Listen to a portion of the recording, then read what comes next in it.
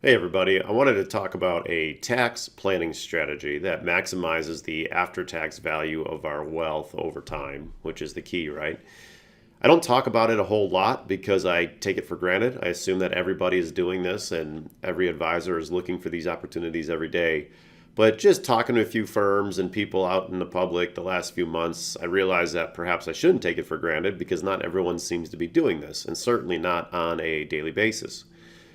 So, the idea of a tax loss harvest is purposefully and intentionally selling something to capture the unrealized loss that is embedded in the position, right? So, we buy something, we have market volatility, the position is down, so we've got a loss. So, we purposefully sell that security to harvest the loss, which then can be used to offset other gains or gains in the future.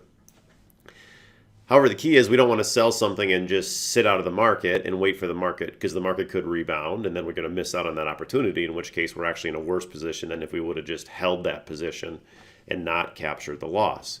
So the idea is that we still want to stay invested so that if the market recovers, we're going to participate in that recovery.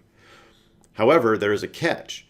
You can't just sell something and then buy it right back within 30 days. Otherwise, it's called a wash sale violation. So essentially, the IRS disallows the loss if you were to sell it and then buy it back within 30 days' time. So you've got to wait over 30 days to buy that security back. So then, if you want to stay invested in the market or at least maintain exposure to that asset class or that industry or that sector, you're going to have to take the cash proceeds from the sale and buy something that's similar so that it moves similarly, but it can't be so similar that it will also trigger the wash sale violation. Because it's not only that the IRS prevents you from buying the exact security back, you can't buy something that's substantially similar back within that 30 days. Otherwise, you will still get a wash sale violation. So you have to buy another security that's going to hopefully get you this roughly the same exposure and move similarly so that if there's a recovery, you'll participate in that. But it can't be so similar that you still trigger that wash sale violation. So that's the tax loss harvest. That's kind of the missteps to hopefully avoid.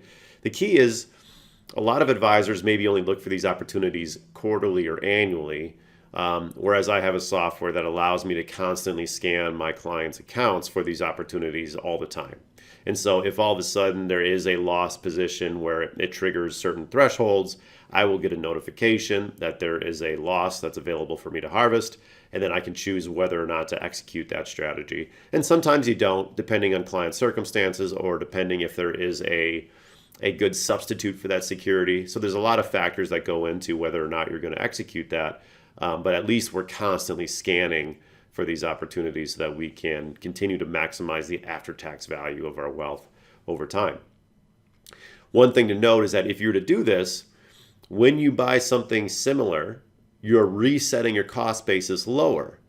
So it's possible that you sell, you take the loss, you buy a new security, and all of a sudden the market takes off, and now you've got a position with a bunch of gain in it, and it's going to be short-term gain, right? Because you just bought the security. So you do have to be careful with how much gains are going to build in for the future as well, and just be aware of that.